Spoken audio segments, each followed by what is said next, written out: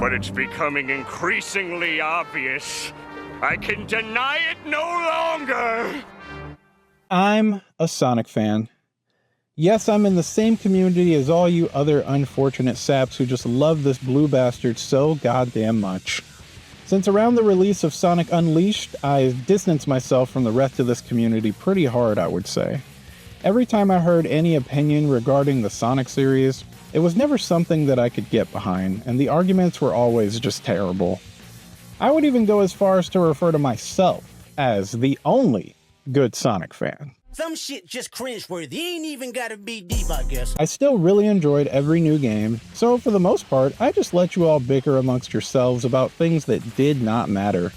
Things like Sonic's eye color, the shape of his quills, or whether classic Sonic and modern Sonic are the same character at two different points in the linear timeline, or if they're technically different people separated by dimensions. Corporate needs you to find the differences between this picture and this picture. They're the same picture. This community isn't always the best, but it honestly has a lot of merit. What other franchise is getting so many incredible fan games, both 2D and 3D? Especially franchises where the owners are chill as hell and literally support the fans' desire to make this stuff. The fan artists have been killing it for as long as I can remember, and some of them even get to work for the series proper. Hell, I still fall into this camp. Give me a piece of paper and a pen and I'll probably doodle Sonic on it. Either that or anime titties, I can never be sure. Tons of players, animators, musicians, and indie devs have been showing this series love for years, and you know what? That is something I can get behind. So I stand before you today rejoining the fandom proper and doing my part to inject some positivity in this franchise. I wrestled with how I wanted to talk about these games for a long time. They're the main reason I wanted to make videos after all, but I eventually decided I didn't want to come at the player base in anger. I mean, we all love Sonic, right? Most days? Hopefully in this video, you gain some new perspective to help you love the series even more. As for everyone else, people who don't think the Sonic games are worth the time, or just non-fans in general, if you don't walk away from these Sonic videos wanting to give the series another shot, I hope that you at least have a new level of understanding for its origins, goals, true successes, and actual failures. Not just the ones that people who don't even play these games would have you believe. But also, if you don't like Sonic, how did you even get to this video in the first place? Well, since you're here, go ahead and smash that like button. I'm sorry, I had to say it at least once. In all seriousness, smashing that like button would help me out a lot. I appreciate it. Thank you very much for watching. I'm sure this won't be the last time I ramble about Sonic games on my channel, so if you're into that or game design in general, stick around. Anyway, enough mushy stuff. Let's get right into why the hell the Sonic series is so amazing. Starting with, in my opinion, one of the very best games in the series, Sonic the Hedgehog. Strap in because this is going to be a long one. This video is 30 years in the making and I'm not cutting shit for time because it's very important to me. This video is split into two parts, one being the proper review of Sonic 1 and the other being something to get us all on the same page and set up my arguments for later. So let's start there. Through the lens of 1991 Sonic the Hedgehog, we are going to be examining three fundamental truths of the Sonic series. The first one being truth number 1. Sonic the Hedgehog is unique. If you've been playing games for a long time, I want you to think about other games that are like Sonic the Hedgehog on a fundamental level. I mean, what even is a Sonic? To put it simply, Sonic games are physics-based platformers. I know some people prefer to use the term momentum-based platformers. I mean, either or, I'm gonna go with physics here. At the time of Sonic's release, we did not have any other platform games where the subtle movements of the terrain informed how your character would move. Not like Sonic. The closest we got was sliding down hills in Mario 3, stuff like that. Experienced players will be able to use the knowledge of the terrain to conquer the game's different obstacle courses and eventually uncover the fastest route through the stage. I think it's important to stress these games aren't speed-based platformers, they are simply physics-based ones. The speed is a reward, to be honest. It's in understanding how these physics work that Sonic achieves, maintains, and uses his speed. Sonic is like a living pinball, and it's your job to guide him to the goal as seamlessly as possible. Even players who don't feel like they gotta go fast and like to take their time exploring the levels a little bit more will still be using Sonic's unique physics-based movement to find secrets and hidden goodies. So, what comes to my mind are games where I can say, kind of, but not really. Maybe a game like Freedom Planet? Kinda, but not really. The level design isn't anything like Sonic, and the gameplay for any given level is much more varied. Maybe you'll have to fight, maybe solve a puzzle, you get the idea. The game is closer to a mix of Sonic and Rocket Knight Adventures, but I feel like it leans a little bit more on the Rocket Knight influences. What about a game like Spark the Electric Jester? The first game was 2D and inspired by Sonic, so how close did it get? Just like Freedom Planet, the best I can say is kinda, but not really. Looking at normal and speedrun gameplay for both of these games, a big thing that sets them apart from Sonic are the air actions. Sure, in Sonic, Tails can fly, but it's gonna kill his momentum. Sure, Knuckles can glide, but it's gonna kill his momentum. Sonic himself has no air mobility at all, unless he has one of the elemental shields that are only present in Sonic 3. It's just not baked into his kit. In Sonic, especially Sonic 1, since there's no spin dash in this game, you are at the whim of the loops and hills of the level design, and you have to creatively use them to your advantage in order to post a good time. In these other games, your kit allows you to move through the level how you want, and you're way less beholden to the actual level design. It's almost like sometimes the only thing you can compare Sonic to is Sonic himself, because he's unique. Truth number 2. Sega lived and died on traditional arcade games. Sega, Sonic's publisher, has always been a company that gets behind very specific kinds of games. Back in the day, the main goal of Sega's home console releases was almost always to recreate the arcade experience that they had so much success with at home. They were very much into making arcade-style games and making the home conversions of those games as faithful as possible to make their system appear more attractive to the people that enjoyed playing games in the arcade. That style of game is pretty much all Sega made, and to this day, it's largely still the kind of game that they make. If it's not, like say a Yakuza game or something, the vibe is definitely still just arcade-style fun that doesn't take itself too seriously. I think it's really important to remember this fact in regards to the time period Sonic released in. Sonic's gameplay philosophy is one born of an arcade game mindset. Sonic is a game where the idea is to play it over and over and achieve mastery.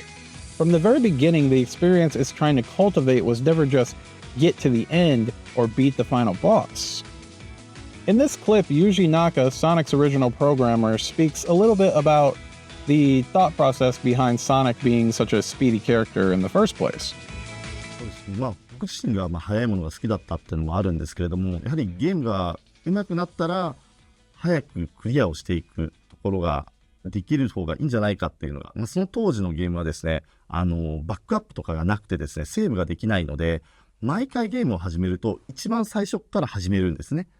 今のゲームだと途中から始めることができるんですけど、昔は必ず一番最初からこう始まっていったので、ではそうすると一番最初のステージっていうのはもう何度も何度もやっていくんです。そうすると上手くなってくると、このステージはもっともっと早くクリアできた方が嬉しいんじゃないかっていうのが発想の一番大きな元になって、そのためにソニックは速くなっていったんですね。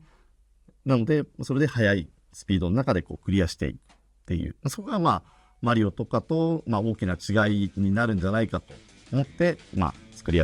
Like he mentioned there, Sonic 1 and even 2 don't have saving, but they do have level select codes in case you want to practice a later stage in the game. Saving in arcade-style games is something you just don't really do. They're designed to be played straight through and over and over and over again. They're designed to be competitive when it comes to high scores and best clear times.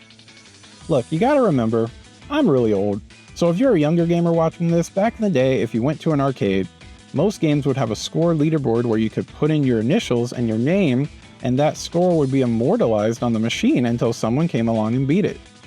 Games like this are what Sega really cut its teeth on, and personally, I don't think they've ever been able to shake their love for arcade-style games. Even with arcades slowly dying and home consoles becoming the norm, this remains to be Sega's gift and curse. Of course, the Sonic series will rub some the wrong way compared to something more vanilla like a Mario game. Games like this aren't designed for everyone by their very nature. I mean, what kind of person enjoys an arcade game? Especially in 2024. Well, they can't get too riled up by failure. They have to have tolerance for repeating sections of gameplay over and over. They're most likely competitive on some level, even if it's just wanting to improve for their own sake. I mean, that's a lot of things to ask of a person. Sega continues to trust that there are more people like this than not, and I guess it works to some extent. They are still around after all. But games like that weren't enough to carry even quite possibly the greatest console of all time. Truth number 3.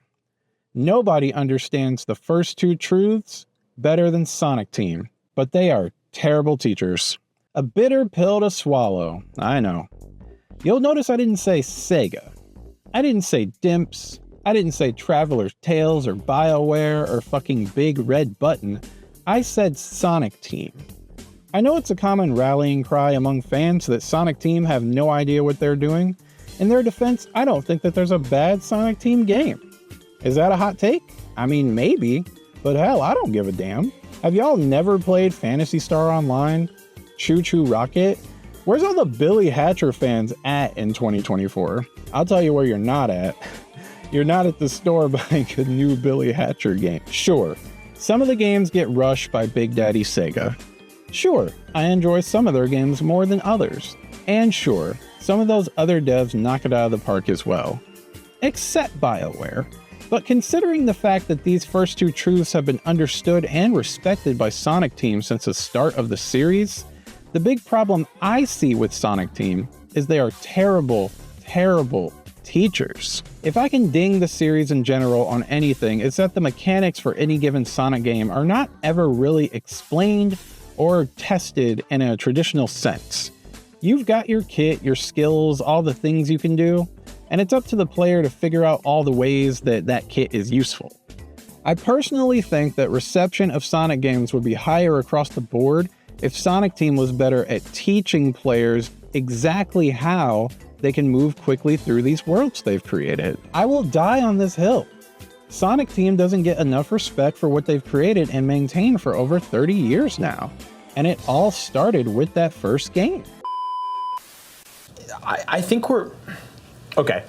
I think we're at the point where we need to admit that this was never really a great franchise. Nope. And that we keep trying and trying and trying to find this thing that was never really actually there. Sonic was never good. Yeah. There is something there to it that people latched onto.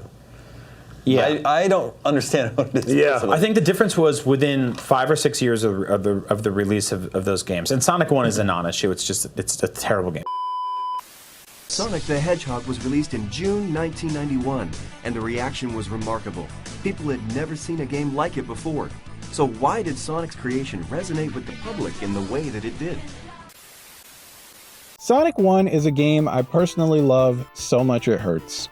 Each stage will have Sonic spinning through loops, dodging traps, and bashing enemies in an attempt to save all the woodland critters that have been captured by the nefarious Dr. Eggman. As far as Sonic's origins, this game doesn't give you much to go on. Sonic is a classic good versus evil setup. He is fighting to save the clean and natural world from Eggman's cold and mechanical robots. You can actually see this cool gradual progression as you move through the game from more natural environments to more man-made and technologically advanced ones, the latter spewing toxic fumes and fire everywhere. Now, why Sonic is doing this? We aren't given any grand reason or anything, and honestly, I don't think we need one. It's just the right thing to do. I mean, this is generally how a lot of games operated back in the day. The game features 6 stages to speed through with 3 acts each, so a total of 18 individual levels and then the final boss.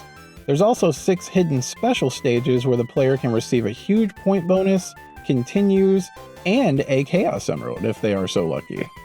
If you collect all 6 of these, you get a slightly different ending that I personally find to be more satisfying than the normal one. Looking to the HUD in the top left, we can see our time, score, and rings, which serve as our health. The game's manual. Oh, right. I should probably explain that. Yeah. Okay, here we go. See, kids, back in the day, games used to come with manuals. Inside, you get some info on how the game works, characters, and maybe a few tips and tricks to give you an easier time getting started. The dopest manuals even had mini strategy guides for the first part of the game. They're a really cool part of gaming history that I actually miss pretty dearly. Sonic's manual is actually very good and goes on and on about all the ways players can increase their score. We'll get more into that later, but in the meantime, let's touch on our time limit. You wouldn't know this right away just from looking, but there's actually a 10-minute time limit for each stage. 10 minutes is more than enough time to clear any stage in this game. I'd say casually they can be beaten in 2 to 4 minutes, and that's with plenty of exploration thrown in. I mean, this isn't Skyrim, guys. I mean, geez. The first stage you'll be exploring is Green Hill Zone, a stage that no Sonic fan worth their salt could ever get tired of seeing and totally wish Sega will keep bringing back in every new game until the inevitable heat death of the universe. It is absolutely iconic, and no one has ever uttered the words, "I am so tired of seeing Green Hill Zone, please Lord get me out of this hell that I've created." Right off the bat, it takes from Mario Brothers' famous 1-1 by placing an enemy in your direct path and you needing to jump over it. But hey, this is Sonic. You don't have to jump over it. You actually can just roll through it. Rolling is a huge part of this game, and it's kind of neat they give you the opportunity right away. This basic setup worked really well for 1-1, and it works just as good here. The next hurdle in the stage will probably be the first loop. These are iconic to the series, and damn near everyone knows the first loop. If you mess it up, you'll have to backtrack a bit to get enough speed to clear it. With this, I feel like the message from the devs is clear. To bypass some obstacles, you will need to have enough speed. And to get enough speed, you have to earn, then maintain it until you need to use it. It's not given out for free here, kids.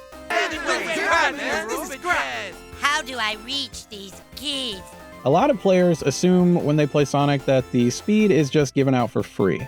But really, your speed is a resource. And it's a resource that you have to replenish through your own means. The game doesn't do it for you. It's a limited resource in Sonic 1 especially, and it operates on a sort of use it or lose it basis. There's so many things you can do in these stages when you have speed versus when you do not.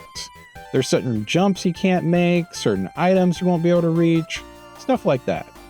The rest of the level finishes with a taste of the speed you'll learn to harness yourself later, and if you played well enough, there will be a giant ring for you to jump into right next to the goalposts. I've heard some people criticize this aspect and say things like, well, I missed the ring because I didn't know it was going to be there.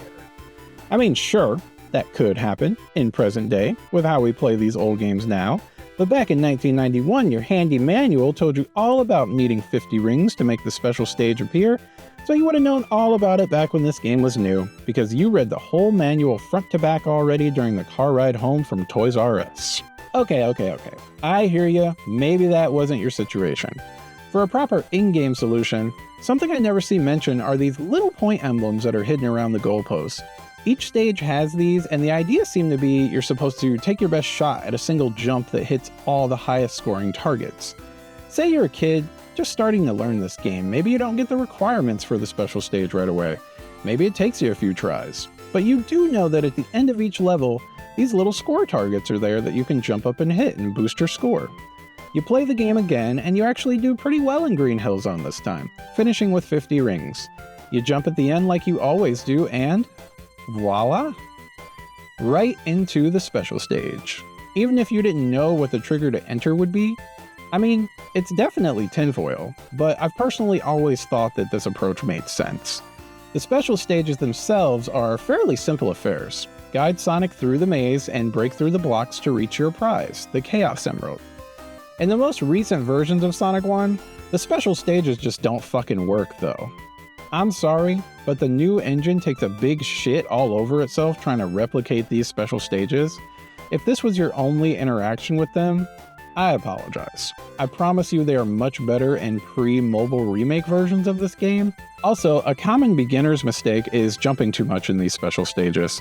You'll have an easier time and a lot more control collecting everything if you just set up the stage the way you want using the different tiles that affect the maze, and riding it to the emerald essentially. Even collecting rings here has a purpose. 50 rings in a special stage will get you a continue, saving you from starting the whole game over again if you happen to lose all your lives. I love these special stages, and I really think if Sonic Team were better teachers and explained how it all works in-game a bit better, more people would like them like I do. But alas, most fans would tell you these are the worst of the classic special stages. Overall though, Green Hill makes a great first impression both in terms of its gameplay and visuals.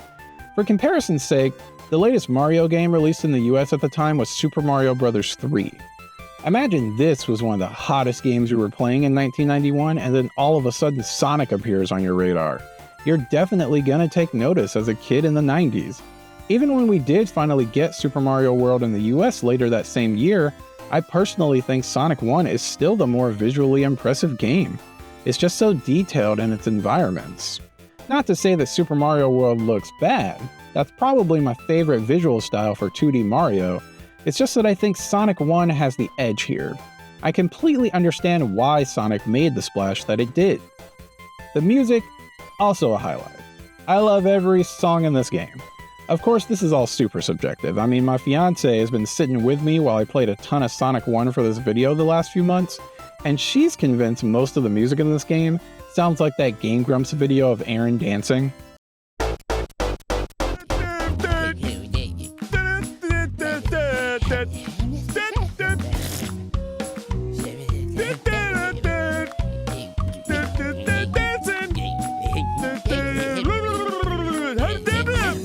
You know, I don't even think she's wrong. After Green Hill, you've got 5 more stages to run through. Marble, Spring Yard, Labyrinth, Starlight, and Scrap Brain. There are a lot of people who would tell you that the quality of Sonic 1 falls off a cliff after Green Hill Zone.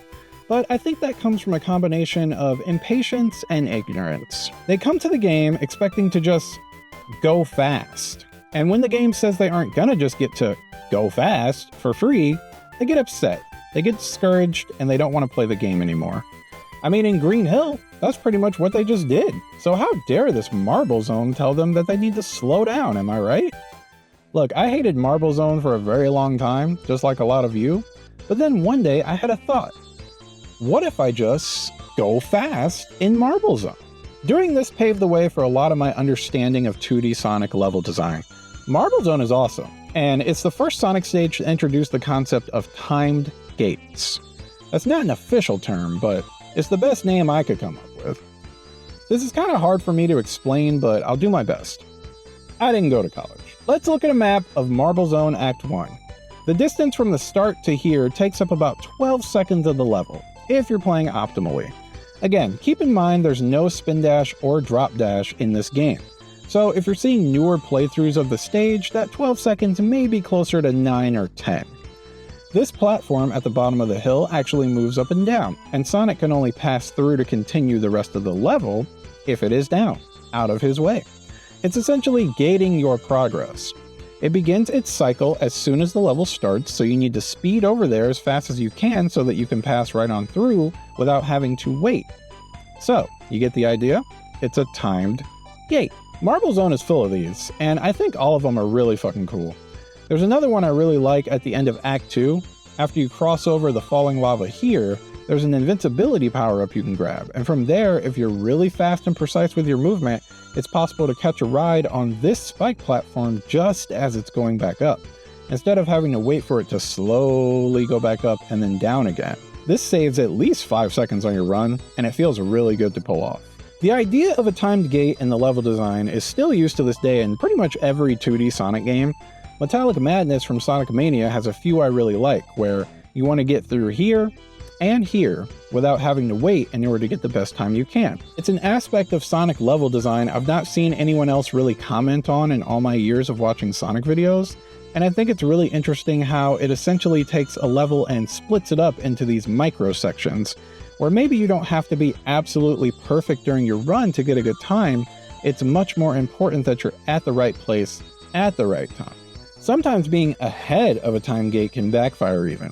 For example, Tails and Knuckles are playable in most modern versions of this game, and when I play as them, I don't mind using the spin dash.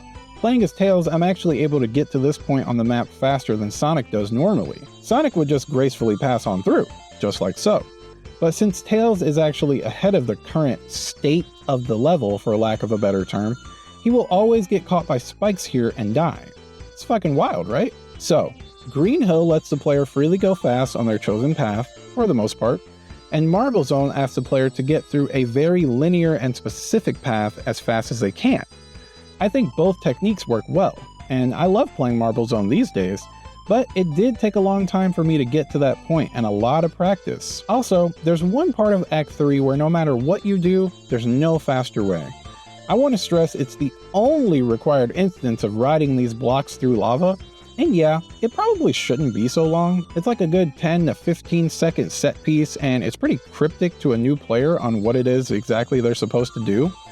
But in the grand scheme of all 3 acts, it's not as bad as people say. You won't be getting the maximum time bonus of 30 seconds on these stages, but with practice, I think you could get close to 1 minute on each act. It's an excellent stage 2, and I'm tired of us trying to pretend that it's not. Springyard Zone is next, and this one is much closer to Green Hill in style. The vibe here is like a beta version of Casino Night Zone from Sonic 2.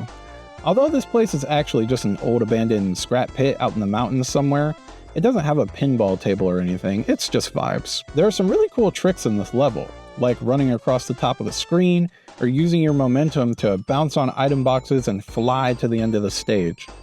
Getting the 30-second time bonus on both of these stages isn't too hard, you just have to stick to the top routes, hit the shortcuts, and you'll nail it. As a punishment for failing to take the fastest route, you have to wait through these moving block sections. Just like with Marble Zone, only one of these sections is required in Act 3. The rest are totally optional if you take the correct route.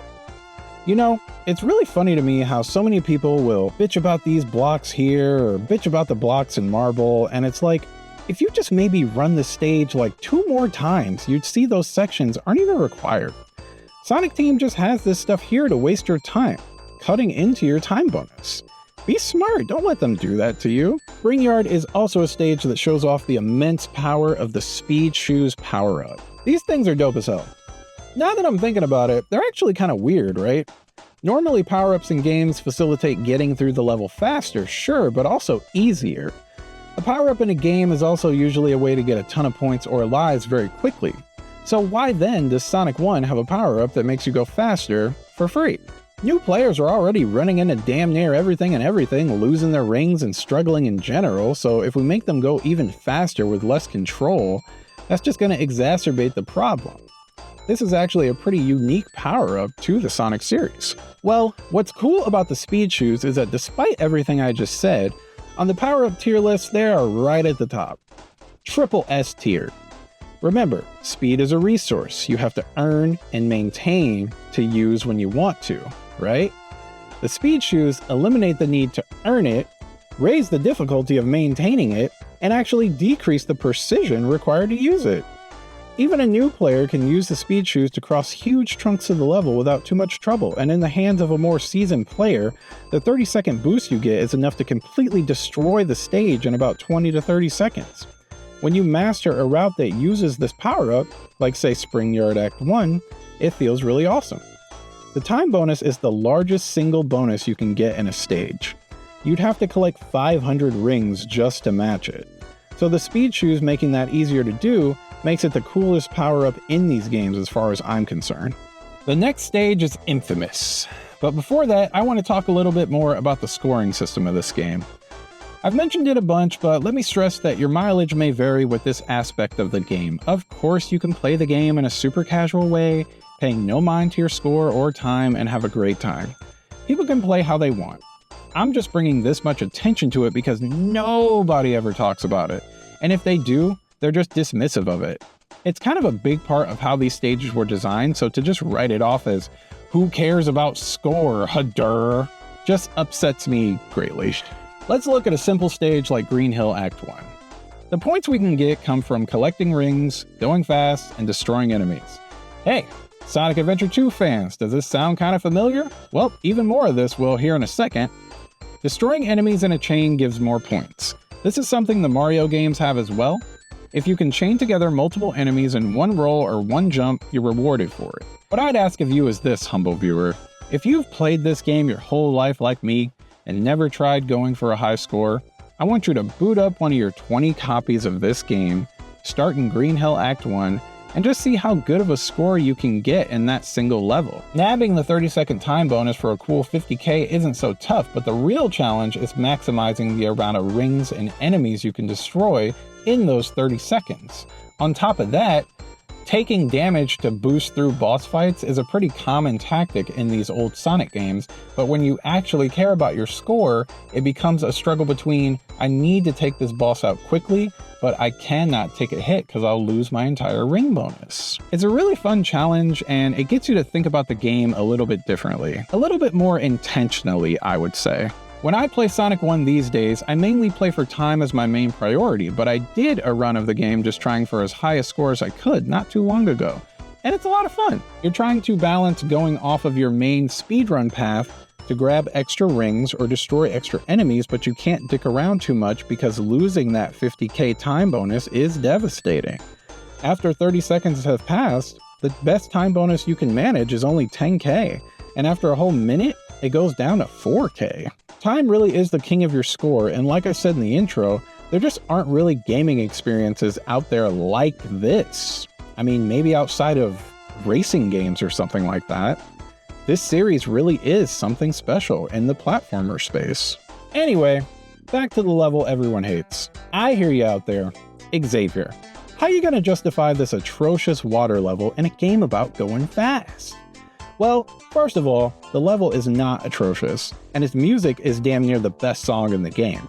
The backgrounds here are amazing, and the entire thing is just a mood, like, oh my god.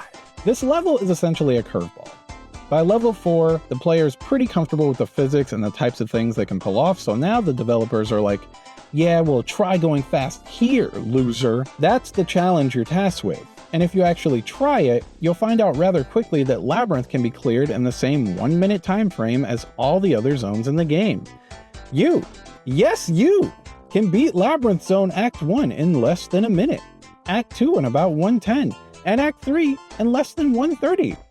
You know the iconic bubbles that keep you from drowning? Everybody knows the iconic bubbles that keep you from drowning. If you've only played this game once or twice, you might remember the constant start and stop of waiting for these things and the heart-pounding music that plays when you're close to drowning. How many of those bubbles do you think you really need across all 3 acts of Labyrinth Zone? Go on, guess, go on, go for it. How many would you say? Well, if you've been paying attention, 1 in Act 3. Seems like we got a pattern going now, huh? You could maybe get by this last obstacle on no bubbles. Maybe I'm just not a good enough player to do that. Very possible. Act 1 has a hidden shortcut that'll take you along a top route and very little water. I mean, keep in mind, this is a labyrinth, so there's all kinds of traps and switches and hidden secrets. This is one of those instances in the series where experience from slower paced exploration will inform your speedy attempts later on. Act 2 has an awesome segment where at the start you can grab an invincibility power-up, and if you're precise with your movement, you can make it all the way through the next water section totally protected, with no need to wait for a bubble or dodge this enemy here. Remember those time gates from before? This entire segment is one of them. You're pretty much trying to get to this enemy before your power-up wears off, otherwise you're going to have to just tank a hit and go through him to get to the platforms and out of the water before you drown. I love all of this. I mean, I'm with you guys. Waiting for the bubbles isn't fun. Slogging through the water isn't fun. But don't wait for the bubbles. If you're in the water, try to be as precise as you can with your jumps because that's how you shave seconds off in a stage like this. The boss here is a great platforming challenge, but definitely pretty difficult for new players. I remember being stuck here for a long time as a kid. People still talk about the horror stories of Pink Water and Chemical Plant, but I think falling in this little area here is a way more horrific fate. If you die here, you've got to come back and try it again with 0 rings. Super harsh. It's like that for every boss in the game, actually. I had my fiance play this game for the first time to get a newbie's perspective, and she promptly died on the first boss. But upon reloading, I was shocked the game wanted her to go back in there with no rings. She could backtrack into Green Hill to grab some, but this is something the games would start to be mindful of going forward. Not Sonic 2 though. you're still mega fucked in that game. I think Labyrinth Zone is great. And if you go back to this game, I would urge you guys to practice what is uncomfortable. I'm telling you, if you try this, you will uncover the useful things the devs put there for you to find. If you have no interest in doing that after an initial bad experience with a stage, then say that instead. It's a much more valid criticism to say, my first run through this stage was so aggravating, I didn't want to go back and see what I missed or how I could have done it easier, versus Labyrinth Zone is terrible and shouldn't be in the game. You could maybe have a discussion with that first statement, but the second one just makes you sound like you're having a severe skill issue, and it's going to make all the get-gooders come up out of their basements and harass you. This one fares better. Starlight Zone is a fan favorite and gives the player a few simple set pieces where they can go fast with little effort. Rolling is actually really emphasized here versus the earlier stages. You ever wonder what the difference between Sonic rolling or running normally is? Is there a difference at all? Well, it kind of depends on the version of the game you're playing. The original design of Sonic 1 had a speed cap set when Sonic was running. You also had control over yourself in midair if you jump while running. Makes sense, right? If you roll, you actually could disable the speed cap so you'd always be faster than running on foot, and protected from most enemies. But the downside is you have literally zero midair control if you jump from a roll. This is something the fans refer to as roll locking. The classic Sonic games, except for Sonic CD, all had this. That is until they were all remade on the Retro engine. The Retro engine was created by a developer named Christian Whitehead for his own Sonic fan games, and it attempted to be a faithful recreation of Yuji Naka's original Genesis physics engine. It's not perfect, but it's very close. It's actually what Sonic Mania and all the games in the recent Sonic Origins collection run on. When remaking these classic games, they actually added things like the drop dash from Sonic Mania, the elemental shields from Sonic 3, and the spin dash from Sonic 2 into Sonic 1. They even added a 7th Chaos Emerald so that you can unlock Super Sonic if you want. I'm a purist, so to me, Sonic 1 doesn't have a spin dash. I never use it in that game unless I'm playing as one of the other characters besides Sonic. Just feels wrong, you know? Sonic 1 was never designed for the spin dash after all. The speed cap and roll locking were removed from all the remade versions of the games, so there's now less difference between rolling and running, and new tricks are possible or just easier to do. I'm pretty seasoned in both the Origins and OG versions of this game, but if you've played one and not the other for a long time and try to switch, it does take some adjusting. Starlight Zone is the perfect stage to show off the power of rolling versus running, and it's very easy to keep the speed going in this stage. The background's another one of my favorites, and I love the song here as well. Not many people say anything bad about this one, and getting that sweet 30-second time bonus on both acts is actually really manageable. So let's speed right on along to the final stage in the game, Scrap Brain Zone. Scrap Brain welcomes the player with bullshit immediately. Yeah, that makes sense. This stage pulls no punches, and for years I didn't think it was possible for anyone but the most elite Sonic players to go fast here. I used to think that this place was a crazy difficulty spike, and hell, it probably is. But after playing it all these years, I wouldn't change a damn thing about it. I'll say the same thing I said about Labyrinth Zone here. You're essentially trying to go fast in a place where there is no speed. There's traps and enemies everywhere, but don't be scared, you have all the tools you need. If you use everything you learned from practicing all the previous levels, you can beat this one in record time. Super easy, barely an inconvenience. Doing the same thing I did with Marble Zone, asking myself, what if I just go fast here? I was actually able to get times under a minute on all 3 acts of Scrap Brain. 8-year-old me would have never even thought that that was possible. Who knows, maybe we can do a similar thing in Metropolis Zone. I guess we'll find out when I get to Sonic 2. Scrap Brain is full of more timed gates. Plenty of spots in the level where if you play your cards right, you won't have to wait for some obstacle to pass or some door to open. But then there's Act 3, which in perhaps the cruelest move in the game, drops you right back into a souped up, more difficult version of Labyrinth Zone. The water's polluted, the colors drained from the area, and now these bubbles take twice as long to appear, increasing the risk of drowning.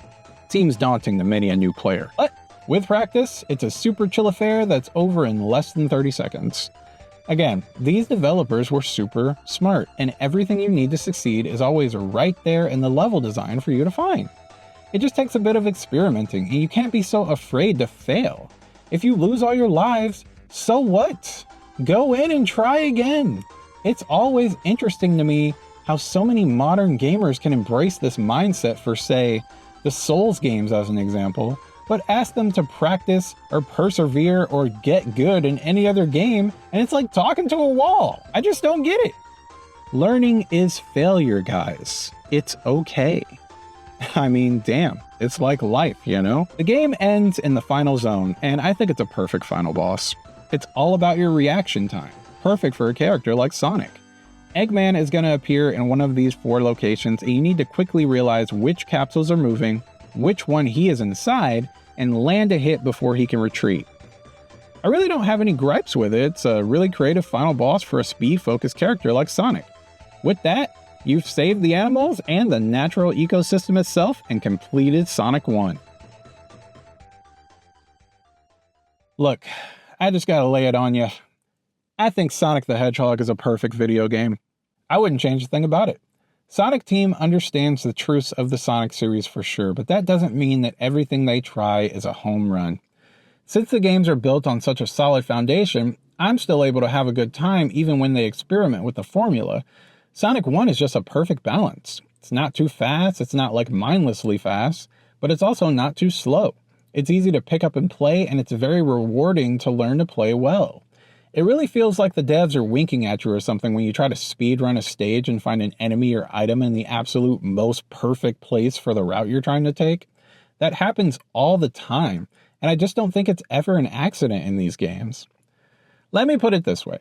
Sonic the Hedgehog was a good enough foundation to build an empire that has lasted over 30 years, spun off in an assortment of TV shows, comics, spin-off games, merchandise, and even feature films.